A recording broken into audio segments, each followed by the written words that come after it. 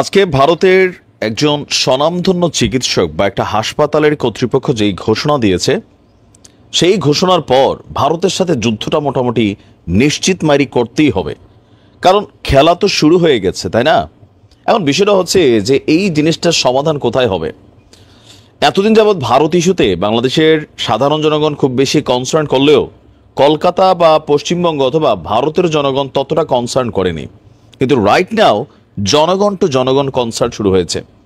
তবে আমিও এই জিনিসটা কখনোই পছন্দ করি না যে যত কথাই বলেন, খারাপ ভাবেন, দালাল ভাবেন, যাই ভাবেন, অন্য কোনো দেশের পতাকা আমরা যখন নিজেরা এটাকে অবমাননা করব, অবনমনিত করব, স্বাভাবিকভাবে তার দেশে আমাদের সাথে এগুলোই করবে, আমাদের হাতে থাকলে আমরাও করতাম। তো এইটা আমাদেরও ঠিক হয় নাই। কোনটা ঠিক হয় নাই? যে আমাদের বাংলাদেশে বেশ কয়েকটা শিক্ষা প্রতিষ্ঠানের প্রবেশ পথে ভারতের পতাকা এঁকে দিয়েছিল কতিপয় শিক্ষার্থীরা। আর এই পতাকার উপর দিয়ে হাইটা যখন পোলাপাইন কলেজে প্রবেশ করছে, বিষয়টা ভারতীয় মিডিয়াতে চলে আসছে। ইভেন এটা নিয়ে ভারত সরকার থেকে শুরু করে ভারতের জনগণ খুব স্ট্রিক্টলি বিষয়টাকে কিন্তু ডিল করছে। ইভেন এই ঘটনাটার জের ধরে যে তোমরা আমাদের যেই পতাকা অবমাননা করছো, সেই পতাকাকে কিভাবে সম্মান দেওয়াইতে হয় আমরা ভারত জানি।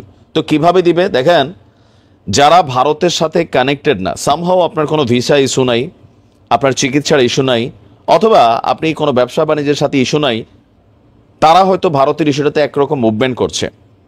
কিন্তু ভারতের সাথে যাদের এই ইস্যুগুলো আছে তারা কিন্তু চরম বিপদে পড়ছে। আপনি এখানে একটা কনসার্ন করতে হবে, বড় গোষ্ঠী। আমরা ফেসবুকে কথা বলছি, রাজপথে নেমে যাচ্ছি, কিন্তু কোথাও না কোথাও যারা এইখানে কানেক্টেড তারা কিন্তু খুবই বড় বিপদে আছে। কারণ ইউরোপের অধিকাংশ দেশগুলোরই এম্বাসি কিন্তু ভারতে। এখন ঝামেলাটা কোন জায়গায় পাকাইছে দেখেন, ভারতের পতাকাকে প্রণাম কইরা আপনাকে ভারতে গিয়ে চিকিৎসা নিতে হবে।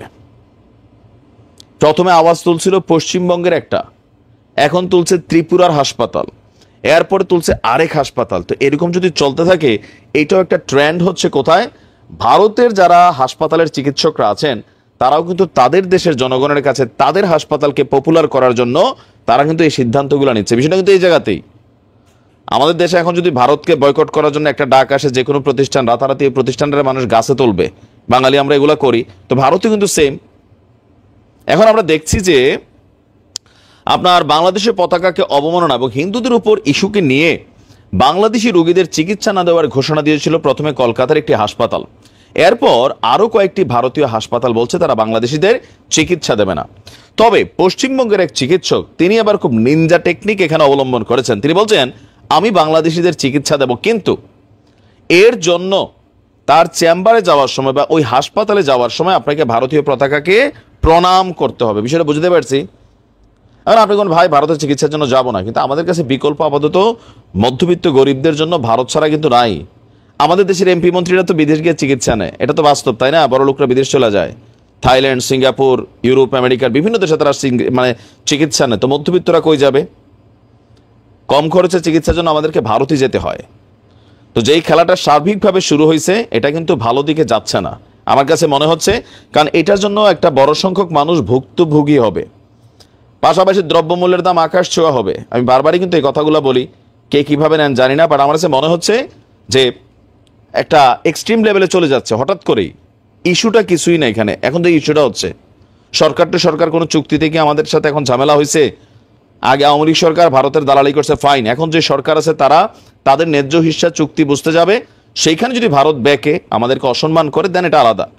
কিন্তু চিন্ময় কৃষ্ণা ইস্যু বা অন্যান্য ইস্যু, ওই যে কি বলে যে রাজনৈতিক ইস্যু, এগুলোকে কেন্দ্র করে এখন যে খেলাটা শুরু হয়েছে, এটা খারাপের দিকে যাবে। কারণ তথ্য বলছে বাংলাদেশের বিদেশগামী 100 জন যারা চিকিৎসা নিতে যায় বিদেশে, এর মধ্যে 70% মানুষ ভারতের চিকিৎসা নেয়। তো কেন নেয়? চিকিৎসাও ভালো, অবশ্যই তাদের পয়সাও কম। এটা হচ্ছে প্র্যাকটিক্যাল। আর যারা আমরা বিভিন্ন দেশে বৈঠা ভারতের অনেক ইস্যুতে বিরোধিতা করি, যাব না, তা আমরা তো ভাই উন্নত বিশ্বে আছি, আপনি তো নাই। আপনি তো এখন বাংলাদেশে আছেন, আর আপনার টাকা পয়সা এরকম নাই, আপনি যাইতে হবে ভারতেই।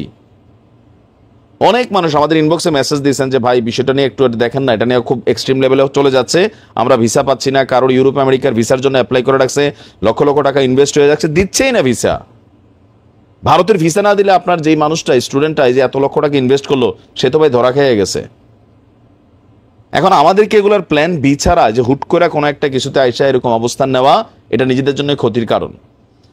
এখন যে চিকিৎসকে বক্তব্য দিয়েছেন তিনি ইন্ডিয়ান এক্সপ্রেসকে বলছেন, বাংলাদেশের জনগণ আমাদের পতাকাকে অবমাননা করেছে, যা আমাদেরকে কষ্ট দিয়েছে। আমি রুগীদের ফিরিয়ে দিতে চাই না, কিন্তু যারা আমাদের দেশে আসবে তাদের আমাদের পতাকাকে সম্মান জানাতে হবে। নর্থ বেঙ্গল মেডিকেল কলেজ হাসপাতালের স্পেশাল মেডিকেল অফিসার হিসেবে কর্মরত একজন চিকিৎসক বলছেন, আমি যে সরকারি হাসপাতালে কাজ করি সেখানে কোনো রুগীকেই আমি ফেরাতে পারবো না, কিন্তু শিলিগুড়িতে আমার ব্যক্তিগত চেম্বারে আমি জাতীয় পতাকা ঝুলিয়েছি, সেখানে একটি ভিডিও বার্তা যুক্ত করেছি।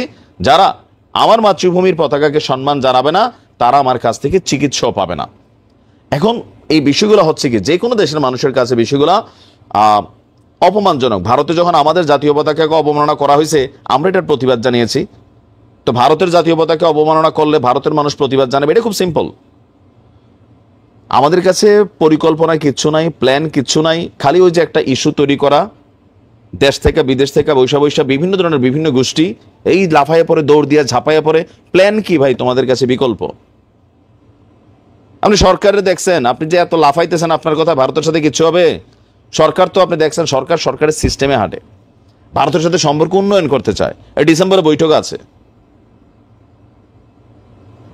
আমাদের কিছু কিছু অতিরঞ্জিত অ্যাক্টিভিটিসের জন্য বাংলাদেশের একটা বড় সংখ্যক জনগণ বিপদে পড়ে আছে।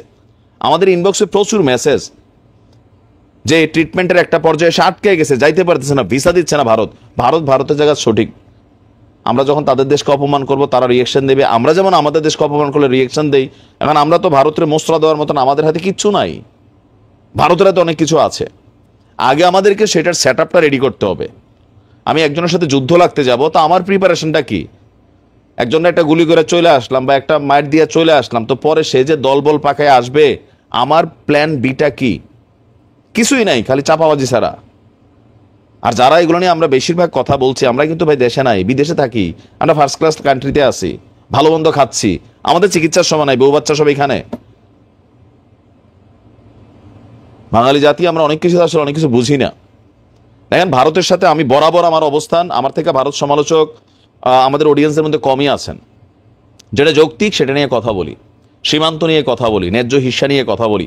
বাংলাদেশ নিয়ে ভারতের মন্ত্রী, বিজেপির গান্ডু, এমপি টেমপি যা আছে আমি সবগুলো কিন্তু ধুই, তাই না? ধুই, কিন্তু যখন বিষয়টা আমজনতা টু আমজনতাতে চলে গেছে এটা কিন্তু খারাপ। দেখা যাবে যে ভারতের মধ্যে কালকে আমাদের দেশের নাগরিকদের উপর একটা শ্রেণী গিয়ে হামলা চালায় বসছে। আপনি কি করবেন এখান থেকে বসে? ফেসবুকে নিন্দা জানাবেন, তো কি লাভ হবে? তা আমরা পাল্টা এখানে হামলা চালাবো, এগুলো কি কোনো সিস্টেম হতে পারে? সরকারের উচিত এই বিষয়টিকে একটু সিস্টেম করে ব্যালেন্স করা, কারণ অতিরঞ্জিত হয়ে যাচ্ছে সবকিছুতেই হুট করে। কোন রকম পরিকল্পনা প্ল্যান ছাড়াই ঠাস করে একজনের সাথে পাঙ্গা নিচ্ছি, ধাপ্পা দিচ্ছি, এটা করছি সেটা করছি। আমার দেশের পতাকাকেও কেউ অপমান করুক সেটা আমি মানবো না, আবার আমার দেশেও অন্য দেশের একটা পতাকা অপমান হোক সেটা আমরা চাইবো না, এক্সেপ্ট ইসরায়েল ছাড়া।